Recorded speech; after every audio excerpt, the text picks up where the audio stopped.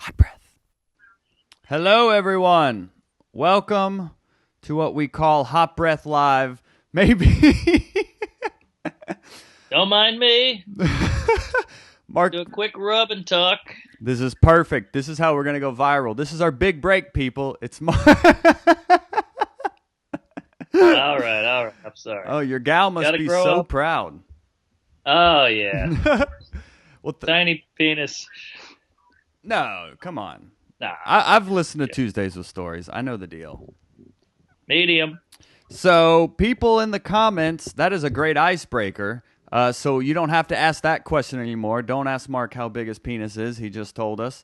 So go ahead and start commenting with with your questions, and we're gonna get this going. But I have to ask you first, Mark. Please.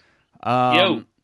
You told a lot of cool stories about your work with Seinfeld in terms of like the behind the scenes stuff, but you know, Hot Breath is like a comedy education show, and I'd be wondering what you learned from more of like the craft side or how he operated that you've kind of applied to what you do now. Good question there, Fatty. I would say Hey. he's such a workhorse. He's almost a perfectionist to a fault where it takes him a while to make new material because he's such a nut about the meticulous wording and the choices and the order and everything. Mm-hmm. So in a way, it's almost a flaw, but it's also what makes his material so great. So what I learned was he had this great thing about writing because nobody likes to write. It's a pain in the ass. It sucks. But he said, if you turn the music off, turn the TV off, put the phone away, and just stare at an idea you think is funny, your brain will get so miserable that it'll have to crack the code on it. Does that make sense? Huh. You know, like if you're stuck in a room, you'll find something to do because your brain doesn't want to be bored. So if you stare at a joke for long enough, like the premise, and then you have that feeling of like, all right, this sucks, I want to go do something else. If you hang in there, your brain will get so bored, it'll make it happen. It'll make it work. So you'll just like physically sit there and stare at it like written on the page type deal? Totally, yeah. And every fiber in your being says, pull out, jerk off, watch TV, go gay. But you stick with it, and your brain will come up with something. Fascinating. And if you look at his material, you can see that he did that. He's got this joke about golf. I don't want to give away his material. Mm-hmm. But he's like, golf, I don't understand golf. You know why guys go golf? Because they need to be alone. That's what golf stands for. Go out, leave family. It's a funny joke, but you can tell he came up with that joke from just staring at the fucking golf, that word, Golf, Mm-hmm. and that's how he got there. Very cool. So that you'll do that now. I try. I mean, I'm not as disciplined as him because, you know, I got all these toys. I got a moped. I got a lady naked next to me, you know, so it's hard, but he's a 65-year-old Jew, and he's willing to do it. Yeah, this actually can go into the first question from Charlie Harper. You brought up Jews. Mark, what's your favorite Jewish? Well, I mean, I got to go to the source. I got to go Groucho. It's Groucho, Larry David. There's somewhere, some neck and neck, great neck and neck with those two. So I guess I go Larry David because he's alive, but the all-timer is big old Julius Marx, Groucho. Yeah, that's you have him as your Twitter header photo too, with the gals. Oh yeah, that's right. Yeah, he's just so funny. He was the first guy to do it that way, and just joke after joke. And he's Woody Allen and Bill Cosby's idol, which changes over the years. But that's pretty good. Yeah, for sure. He's the quickest guy. So here's two quick Groucho lines. Yeah. One, he's directing a movie. Some guy's directing. His name's Andy Wood, and they go, "Hey, will you?" Because Groucho kept cutting up, and he goes, "Look, I can't make actors out of clay." And he goes, "Well, apparently you can't make directors out of wood." Pretty quick. Yeah. Second, he was at a restaurant in L.A., and a priest comes up to him and goes, "Mr. Groucho, I don't want to bother you." He's eating a bowl of soup, and he goes, "I don't want to bother you, but I just want to thank you for putting so much joy into the world." And Groucho looks up and goes, "I just want to thank you for taking so much out." Come on. Quick. Comedy. Quick. Comedy indeed. This question, Dylan O'Neill, who's actually a Toronto comedian by way of Ireland. So he wonders, how much of the greats have you studied, and how do you break their sets down? Mm. Ooh, well, studied is a tough question. I mean, I've watched everything. Watched all of Carlin, watched all of Pryor, you name it. But I don't know about study. That's a good question. I get does watching count as studying? Yeah, I think that's what he means by study, is like you're watching, but when you're watching a comedian, how are you analyzing them? What are you looking for? Well, there's a lot of. You ever hear a line and it gets a huge laugh, and you go, "Why did that get a laugh?" Mm-hmm. Or even you say a line on stage, you go, "Why did that click? That wasn't what I intended to laugh, but that got a laugh." So I think with stuff like that, you got to just sit there and just break it down, and that's kind of why comedy's magical because sometimes you just can't figure it out. So you're like, you hear a laugh and you're always wondering why, what did they do? Is it what they said or is it how they said it type deal? Yeah, yeah. Because usually you go, oh, that got a laugh because it was a misdirect, or it was a pun, or you thought he was going to say this, he said that. But sometimes it's just a funny thing in a funny rhythm, and it Mm-hmm. just tickles that taint. Well, how are you able to evoke laugh in your own certain style? Because Dylan actually had a little follow up detail of, I'd love to know his process because his jokes are so quick and sharp and easy to follow, and the punchlines are Mm. gold. Wow. Well, if I'm being honest, I have zero faith in the audience. I assume audiences are all incredibly unfunny and incredibly dumb, Mm-hmm. and I spell out every joke because there's nothing worse than having a great idea and then them not getting it. So you got to make them understand it, you know? So I say it over and over a million times, and I just keep trying to simplify, simplify, simplify, and take out everything you don't need and shorten it up because I also have no faith in people's attention span. Mm-hmm. So it's just years of hammering it through like a funny filter or a simple filter. Is there a TV on or Uh sound? oh. Uh Oh, oh. wait, is your gal in there watching? Oh yeah, Oh, yeah. okay. She's Well, don't worry blowing about it. I somebody. don't want to. I don't want to block you for later. She's gonna be like, "You did that silly podcast, and they told me to." Actually, I don't know if that's how she sounds or not. I only know Sorry. from your Instagram video of the Corona Lingus. I believe it was. Wow. Yeah, you nailed it. True story.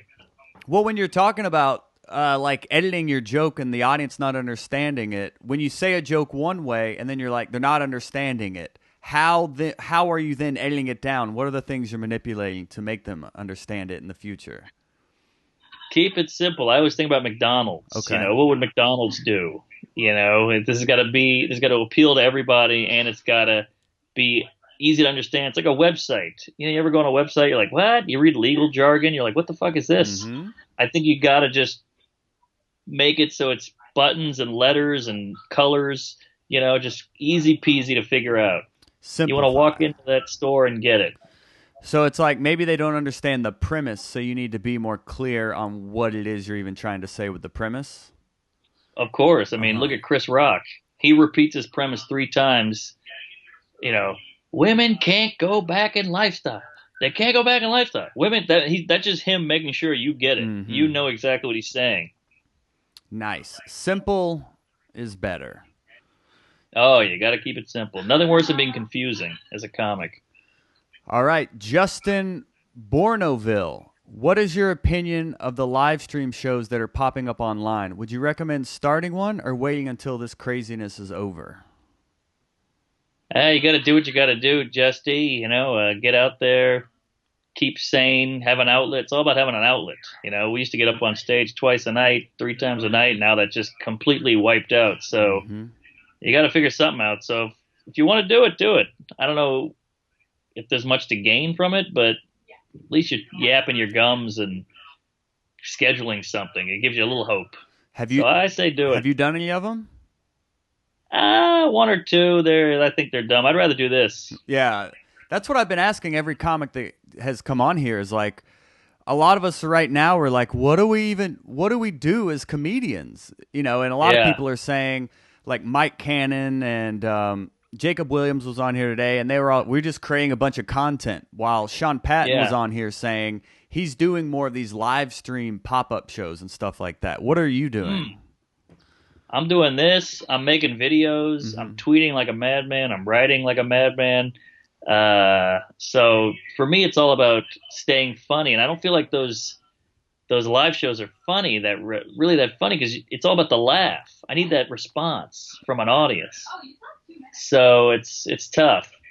But I'm not knocking them. Do what you got to do. But I like pods and I like the interaction. I don't feel like I'm getting a real reaction from those. Nice. All right. But hey, do what you got to do. Yeah, exactly. It's so early into this quarantine that it's still a lot of like trial and error, Right. And Sean Patton had said he did one early on that was just like him and comics, and then he did one like the day before our interview where it was like comics with an actual like audience of like 15 people on Zoom. Like it was really. So they're growing, getting a little more sophisticated, but okay, it's still there may be a delay or something. It's still not as well. If there's an audience, then that's different. I was thinking it was just you and a guy. Mm-hmm. So maybe I'll do it. Fuck it. I'm sure eventually. Yeah. It's no Joe Rogan, but it'll. No, you might have talked me into it. Well, this next one comes from Liam Harvey. It is what's your favorite kind of queef? I like a long, flappy one, just like a. Those are the best when it really gets the air out. All right, and less importantly, where's a good place to learn joke writing techniques? Any books / anything I can read? That's a good question. You could read the Comedy Bible, but it's not great. I think go online. There's a YouTube video online of Seinfeld writing a joke. Yeah. And the New York Times did it. That was pretty good.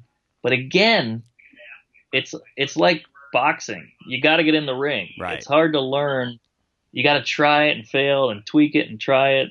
Or you got to try it on regular people at your work or your family or friends. It's almost a two to tango kind of thing, It's like saying, hey, can I learn to be sexy? No, you got to go try it and be sexy and fail. And, you can't just joke writing. You need the response. So without knowing whether it's good or not, it's hard to get better. If that makes sense. Yeah, there's a Greg Dean book that was like step by step to stand up. That's the only one I've ever read, but it was good at breaking down one-liners in terms of like how to find your premise, how to set it up, how to misdirect it. So it was good in the early years of just finding maybe the mechanism behind creating a joke, but you still have to say it on stage to know. Yeah. Or to even a human being, something. Right. Yeah, exactly. Good luck. But listen to Hot Breath Podcast. It's a great one, Liam. That'll be or just listen to Stephen Wright, Dimitri Martin, Mitch Hedberg, and just see what they did and go, why did that go that way? Why, try to figure it out. All right. Quinn Fitzgerald says, love the pod. All right. Thank you, Quinn. Oh, wait, he's talking. Wait, which one? Are you talking to Tuesday or Hot Breath? I don't know which one he's talking about. Good question. We'll say both. We're of the same ilk. Good ilk. And he also asks, how do you know when you should move to New York for comedy? I don't know. It's like having a baby. There's no wrong or right time. I think just go. Just go. Mm-hmm. Get 10 minutes together that you like. Although I went with 10 minutes. I was like, this kills everywhere. I'm going to show up to New York. Everybody's going to blow me. Bomb for 2 years. So yeah, I would go sooner better than later. Yeah, just kind of jump in. Not just right now. Wait for this pandemic. Yeah, but otherwise, just jump in. Yeah, and Sean Patton actually had fun insight into just like move here, but just understand nothing's overnight and that you're going to be doing these rough open mics and it's going to be uphill. But if you want to do comedy, then it's just part of the process. Yeah, you could be a great pole vaulter, but New York is the Olympics. So now you're coming to the Olympic camp and you're going to have to step it up. Yep. All right. Oh, Jason P. Leonard. He said, hey, comedy. Lenny. Yeah, he runs some great shows in Louisiana. Great shows. Thomas Metelsky. What inspires you when comedy kicks you in the teeth again and again? Woo! wee. Well, the funny thing is, the teeth kicking is what keeps you coming back because it Ooh. hurts so bad that it motivates you to go, I got to do that again just to feel better. Mm. And then that one could kick you in the balls too. But it just, every now and then you get that one good one that you're like, all right, all right, all right, I'm good. But you're only as good as your last set, and it stings and it hurts. But what else can you do? I mean, if this is what you've chosen, this is it. You know, you got dumped before. You didn't give up women. What have you found to like in those low moments where like you did bomb or something didn't work out? What did you find was helpful in you overcoming that faster? Whew. Well, you got to go back to the notebook Mm. and retool and go hard, go harder. And then because it's so scary, that feeling is so painful that it makes you motivates you to work harder and go back. And then you're like, all right, now when I go back on stage, I'll be ready. Yeah, it's It's a almost just motivator. the faster you get back on stage, the better you'll feel type deal. It's just Yes, keep moving, just keep fighting. exactly. Totally. All right, Mr. Leonard, he followed up with a question. Do you think a lot of comics on any level won't come back once the virus is over? Ooh. I sure hope so. We need a good douching of the Yeah. comedy world. But yeah, for sure. I mean, Yeah. there's so many. Even in January, you see a huge influx because everybody's got their resolutions, and Mm-hmm. then by late February, they're gone because they realize, oh, this is no money in this. This is a lot of work. I'm losing my nights. So this is going to push out a lot of comics, and I'm happy about it because you know there's not enough stage time for everybody. Let's be honest. And look, everybody can do it. Everybody should have the right to do comedy, but it's not for everybody. Mm-hmm. And if you're just jerking off and having a fun hobby, that's great. But some of us are buying food with this. So I don't know. Do what you want, but leave it to the passionate. Yeah. How are you making money right now, by the way, also? Well, this pays, I assume. No, Yeah. no. I get my podcast is bringing in a lot of dough. I'm about to Nice. sell this special. Hopefully that I just about to drop. So that'll be a nice Ooh. chunk of change. And then Spoiler Sound alert. Exchange. Oh yeah, Sound Exchange. Every time they play my album on Sirius, Right. that's a nice chunk. So I'm just living off of royalties, basically. Mm-hmm. So what's the deal with the special? When did you what's going on with that?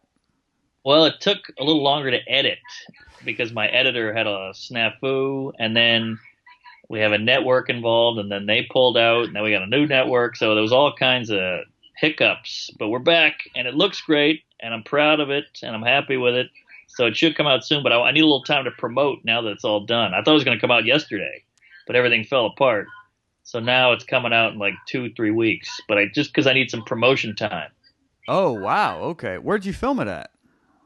Filmed at this theater in LA called the Dynasty Typewriter. Okay. We sold it out, and we were like, well, this is a pretty place. We might as well shoot here. And it was all last minute, and it all came together. And I'm thank Jesus, praise Allah that I filmed it before this fucking happened. Dude, wow. And is this one of those specials you like paid for yourself with hopes to sell it Oh and all yeah, that? Yeah. oh yeah, totally. The Sam Morril model. Yeah, it seems to be the move. Yeah, I want to get him on here to talk about how he did his whole thing and then released it actually through Comedy Central's YouTube and all that. It's very Oh yeah, interesting angle. yeah. Seems to be the new world order, and these other companies like he's one of the best comics, and Yeah. Netflix is stupid for not putting him on, but they want shiny star fuckery, which I get. It's a business, Right. but hey, All right. he's talented. Coming up next, Trent Babb. For writing, when you write multiple punchlines for one joke, do you tend to go with the one with the most surprise or the one that flows the best? Ooh, now you see that's a tough one because you should go with the one that it's a compromise of the best laugh and that you feel good about. It's got to fit you. You got to have integrity and go with it. Because sometimes you get a hacky line that kills, but you go, A, that's probably been done a million times. B, that's easy. It's only getting laughed because I say fuck or jizz or whatever. So you got to find the nice integrity line between this kills and I like it. I approve of this. Mm-hmm. So Then the one that with the flow's just going to happen. You can't just have a good punchline and change the flow because then the punchline will change. So I wouldn't worry about the flow or whatever. I would worry about how you feel about it, and if it's got to get a huge laugh too. Because it seems like if you feel better about the joke, you'll be able to deliver it more consistently. Totally, totally. And the more confidence you have behind it, like when you're about to deliver a punchline, you go, "This is gonna kill." Mm-hmm. That's what you want. It's almost like sometimes you shoot a basketball, and right when it leaves your finger, you go, "That's gonna swish." Even before it hits midair, you know it's going in. That's how a joke should feel when you tell it. How long did you prepare for this new special? How long were you writing that one for? I think I wrote the thing within 2 years, but I did another year of just polishing, and then another year had 6 months of adding tags because you got to almost fall out of love of a bit where you can see it clearly. Yeah. Like we've all heard a woman be like, "My boyfriend's beautiful," and you look at him, he's a fat piece of garbage, but in her eyes, she loves him so much that he seems attractive. Sometimes you have that with jokes. You're like, "This joke, I love it so much, I'm so proud of it, but it's not that great of a joke." So you almost need to step back from your own material for a while just to see the realness of it, how accurate it is or how funny it actually is. And you're disciplined with writing, but are you disciplined with like recording your set and reviewing your set as well and like that process? Pretty good in the beginning, If a joke is new, I'll listen to it 100 times. But once it starts working, I just kind of put it over in the killing pile. Cool. And I don't really listen to it anymore. But you got to listen to the new.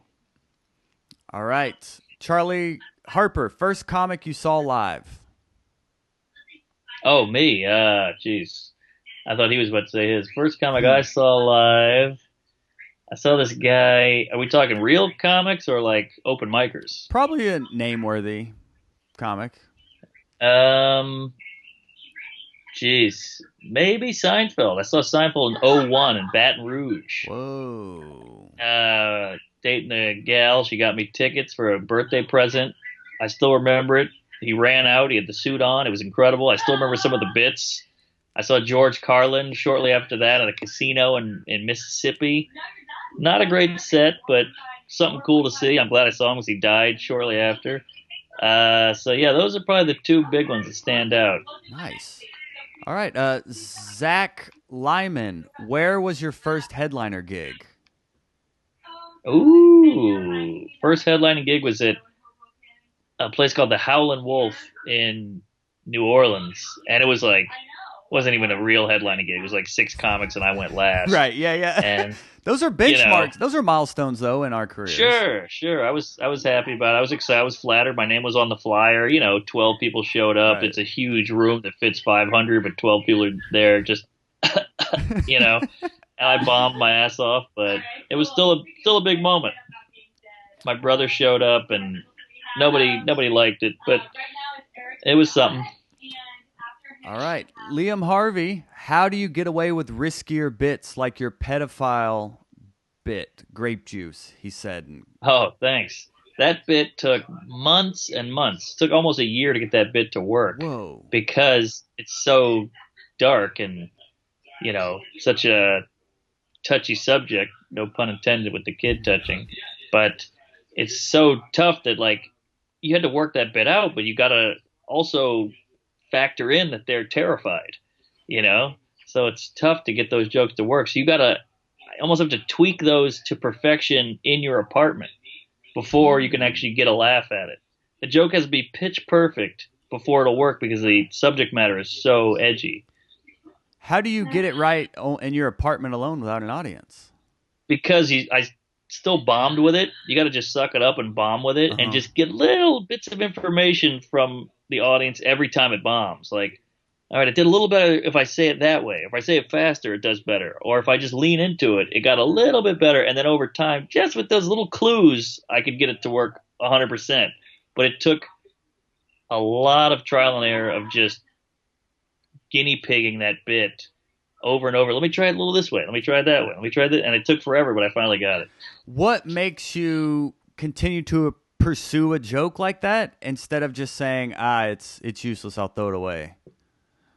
Everything in your body is like throw it away. You're bombing. You're throwing your whole set off because this pedophile joke is freaking people out. Mm-hmm. But if you believe in it and you run it by comics, that's where comics come in handy because comics just see through. They don't see the bullshit. They see, oh, this is a good bit. I like the idea here. They're not just listening to the, oh, the buzzword. They actually hear the bit for what it is. So I think you got to use your friends on that one. Gotcha.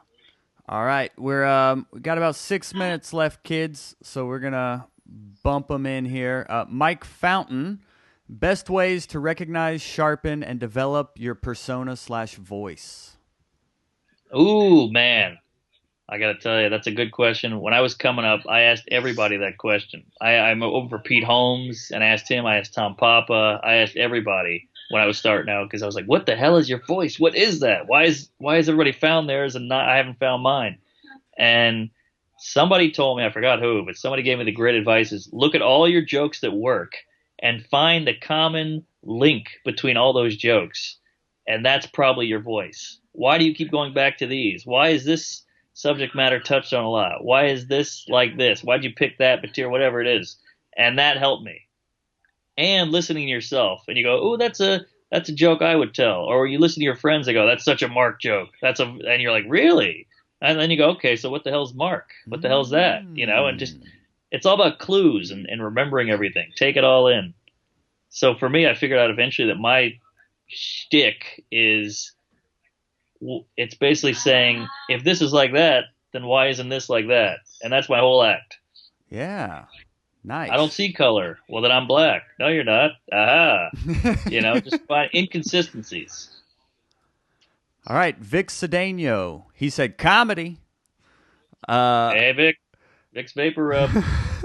Michael Vic. Victorious. Sorry. No, you're good. I would play the game with you, but I want to make sure we get all these questions. No, you're right. Yeah, in a longer interview, I'll tag them up with you. How long after you write a joke do you try it on stage, and so you review notes before going on stage, or edit after?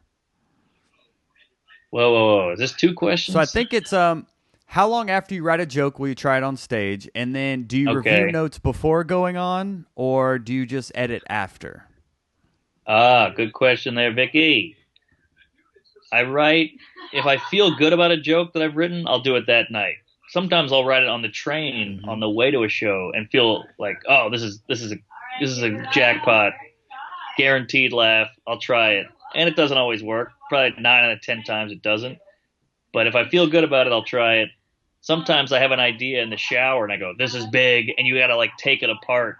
And sometimes that takes weeks before you bring it on the stage because it's such a complex idea that you got to simplify before you bring it out to the masses.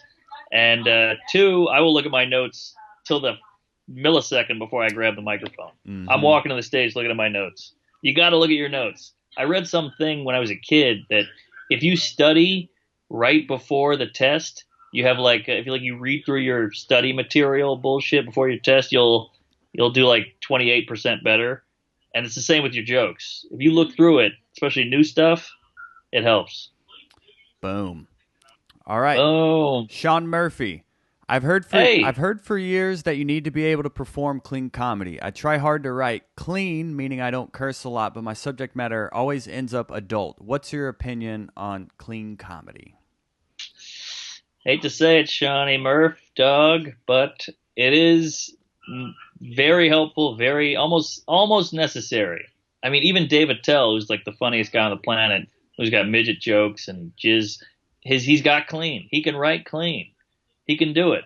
So I think it's imperative if you want to do Fallon, you want to do all these late nights, you got to have it.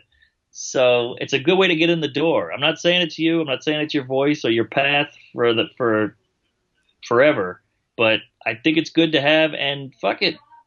Suck it up and try to make it work. Let's say you're an amazing wrestler and you want to do the MMA. You got to learn boxing.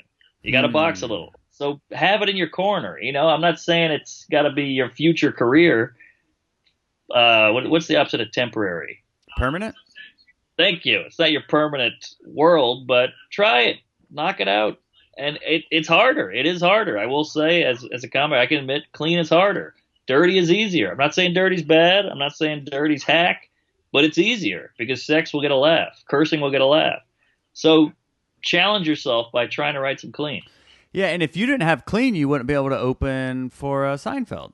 Exactly, Like if, exactly. And trust me, I had to sift through albums of stuff mm-hmm. to find the cleanest shit that's like his level clean. And I'll tell you what, I'm glad I had it. All right. Dos más, mis amigos.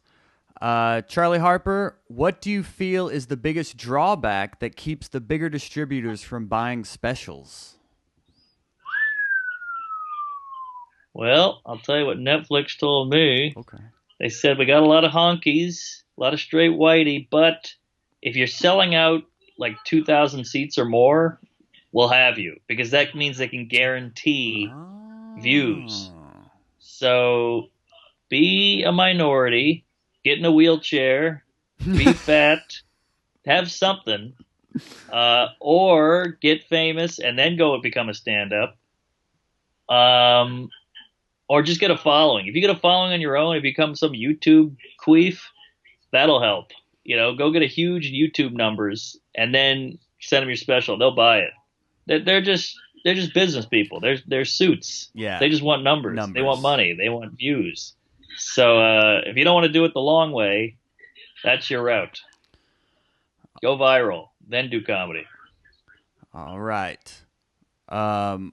Trent Babb, Seinfeld told you to move around more on stage. Do you bring that advice to all your gigs or just the larger ones?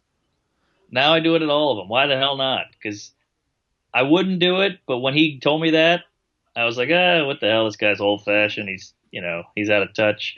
And I did it, and my set went from a B- to an A+. So he was right, and I'm glad I took his advice, and I'm glad I applied it. Because why the hell not? If it works in a theater, it'll work on a club. So what did you change? I'm not jumping around. Like, what did you change that theater, made everything? I used to walk out, plant my feet on a theater stage, and just deliver my jokes standing there, and they went well. But you walk out and you walk all the way to one side, walk all the way to the other, do it like a Chris Rock thing. Start saying the N-word, everything, and that crowd can't take their eyes off of you, and they're mesmerized. And now they're so mesmerized that they're engaged more and listening more. So they're going to hear every joke, every word, every punch. So that equals more laughs. Boom. All right, and the final question here. I'm going to squeeze in Skip because I met him in Lafayette, Louisiana. I did one of Jason's shows last year, and he bought a Hot Breath shirt. So I want to let him close us out with the final question. See, you buy merch, you get paid in the end. So a Skip asks, how long will you keep a bit / work on it till you drop it, especially if you love the bit but it's not getting the response you want? You got to drop them. Greg Giraldo said you got to kill your babies. It's hard, but I've seen comics in New York doing the same bit, and it bombs every goddamn time, and they keep doing it, and it makes you look worse, and it also makes you look crazy. Like you're going, what are you trying to get out of this bit? It never has worked once. Get rid of it. But I know it's hard. We're so attached, and we took the time to write it, so it's so hard to let it go. But if you truly believe in it, I would put it aside, as I said, fall out of love with it, or become a better writer over time and then revisit it. And you can really look at it from a clear eye and go, that's what I was missing. That's it.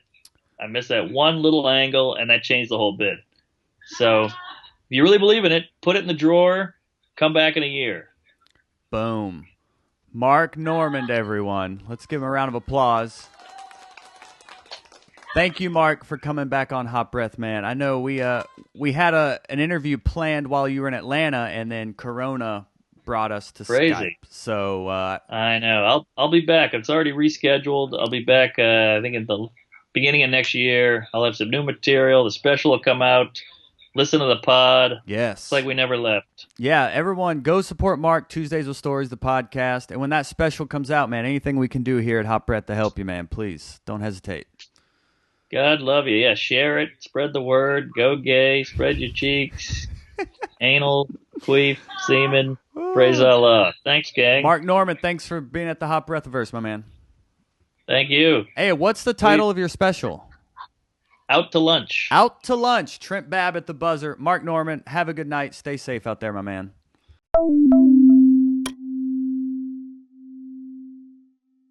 Hot breath.